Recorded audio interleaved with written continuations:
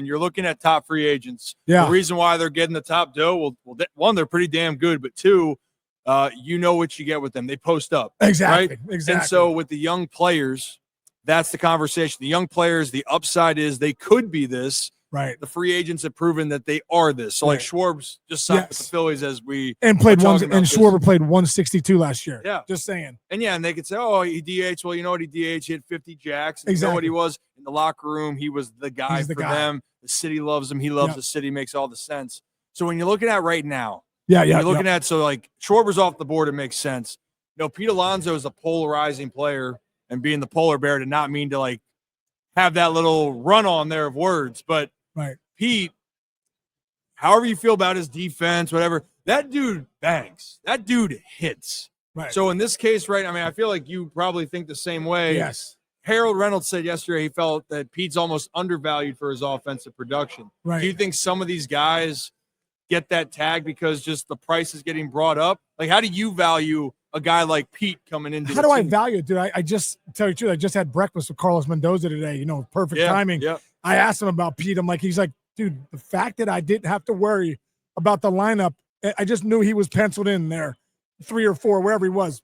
He was penciled in every night at 4. He played 162. Obviously, you know how hard that is. Yeah. I know how hard that is. It's so hard to play 162, especially nowadays where they're encouraging guys to take a day off, encouraging guys.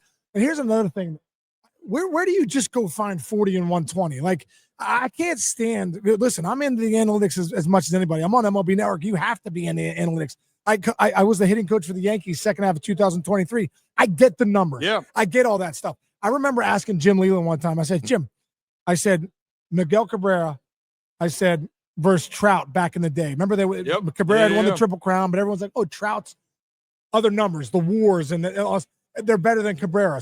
And I called Jim Leland. I said, Jim, I'm about to go on air, and I believe that Cabrera should be the MVP. Tell me why you think it should be MVP. He goes, you know what, Case? I've been around this game for 50-plus years.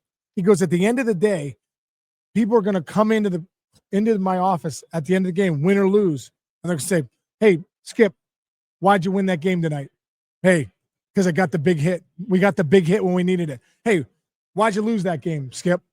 We didn't get the big hit. He goes, Miguel Cabrera gets me a ton of big hits every night, and that's why we're winning ball games. That's why we're going to the World Series. That's why we're doing, So, and I also remember asking Ken Griffey Jr., hey, Junior, I played with 6 years with him. Yeah. Junior, how are you driving in 120 a year? This is the thing. It's one thing to get to 100. It's one thing to get to 90. Yeah. How are you driving in 120 a year? And obviously, we all know he's hitting a bunch of home runs. You know what he said to me?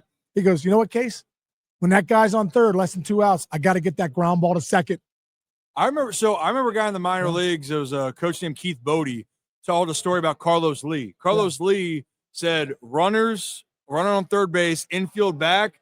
I'm going right to the shortstop. Ground ball to there. That was his mindset. Now, did he hit the ball to the shortstop every time? Hell no. He might leave the ballpark, and he did that quite a bit. Right. He was an RBI guy. Some guys have it, some guys don't. And the analytics side, which that's the one thing when it comes to stats, right? And I think you and I are agree with this. The analytics side will say RBIs, it's a byproduct of that your team. I disagree. It's such BS. Because when you look at it, if you look, is Pete Alonso a byproduct of the last 5 years or 4 years? He's had 100 RBIs or more. He's driving in 120, 40 and 120. Where are you going to go find that? So is that over time a product of his environment, or is that just going, well, this dude right here, that dude just gets it done. Right. And then that's why I know in Baltimore, at least, the issue I felt last year, you probably know the stat, but if not, we'll talk stats. The Orioles didn't have a guy over 68 ribbies last year. They had 3 guys hit 17 homers. They had not one guy over 17 homers, I believe, right? Yeah. Jackson Holiday, Gunnar Henderson, and Jordan Westbrook, I think. And Westy was hurt a lot. And Westy can be 17 homers for 3 guys. Nowadays, that doesn't get it done. All those 3 guys, that's one Aaron Judge combined together. That's one Aaron Judge. Exactly. And so the Yankees can get away. If they have a Judge, you have that. In Baltimore, they're trying to figure out who's going to be that guy. But that's why I look at it, Pete. I know they were in on Schwarber, too. Yeah, but that's okay.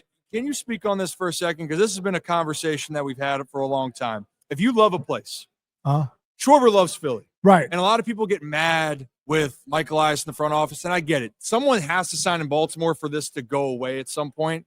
But when it comes to a guy like Schwarber, he loves Philly. It's pretty adamant on that. it's a great landing spot for him because he knows the place and they can still win and they're going to give you the money. So if you have a similar deal, same deal, or maybe it's a slightly better, maybe one place else, in your mind, what's the value to it of taking the money and going somewhere else, the unknown? Because I feel like Schwarber, he got everything that he wanted. Right. It didn't matter that the Orioles gave him possibly matched the offer. Yeah. Schwarber knows Philly and he loves Philly. Yeah. Like, how much in a decision does that go into the player of where they want to be? Well, I think at this stage of his career, too, he's 32, 33 years old. I think because I know for a fact the Pirates were in for a big number. That's real. That's real stuff. And the Orioles were in for a big number. That's real stuff. Yeah. So at the end of the day, you're 32, 33 years old. You look at those teams and you go, Philly's the best place to win right now. Yeah. You know the ownership's going to put in the money. You know Dave Dombrowski is one of the best president GMs in the game. He's going to go get who he needs to get. Yeah. You know, and the bottom line is he's familiar there. Those fans love him. He's put up great numbers. You know, you got star power there. I just feel like for Schwarber at this stage of his career, he doesn't need a rebuild right now. He doesn't need a 1, 2, 3 year rebuild. He wants to win now. He looked at it and said, Philly's the best place to win right now. Yeah, I agree. Do you agree? Oh, and, yeah. Dude, to put a bow on the Alonso thing. Yeah. Where are you going to go find 40 and 120? You know what I mean? There's so who else is out there right now on this list? So Kyle Tucker, we're talking about, you know, bats that you know it can do, but Kyle Tucker, different player. Right. I still like Tuck a lot. Lefty bat, though, but right-handed bat, Alonso's the guy. Alonso's the guy, dude. Alonso is going to drive. That's what I mean. Like, well, and also, too, defensively, I think as a first baseman, my job is to make those guys those guys that are great athletes, hey, make the play, get the ball over to me. Yeah. So my job is really, if I go to my right or not, who cares? I got to be able to pick the ball in the dirt. Yeah, Pete Alonso, can you be the target? Can you say he's go look at the numbers? He's by far the best scooper in the league. For me, that's a guy that plays elite defense, but they don't factor that in on the DRS and all that stuff. So they go, well, he's a below average defender. Okay. So he lets 15 runs in that he doesn't get the balls to his right during a year. He drives in 120. So take 15 away from 120. There's 105. He's driving in 105 runs more than he's letting in. Like, let's stop with the whole, hey, he's not good defensively. I don't care. My corner infielders, my corner outfielders, corner infielders, I need them to drive in runs. What Pete Alonso does, I don't know why teams are like, well, you know, stop that crap. This guy hits 40 homers and 120. Show me other guys that are doing that every year, and he plays 162. That's a skill. The best ability is availability. The bottom line is that's a skill to play 162 mentally and physically. You know he's not feeling 100% all the time. So it does fire me up, the conversation about Pete Alonso and the defense. Stop that crap. Get this guy on your team. If you want 40 and 120, book him for 5 years.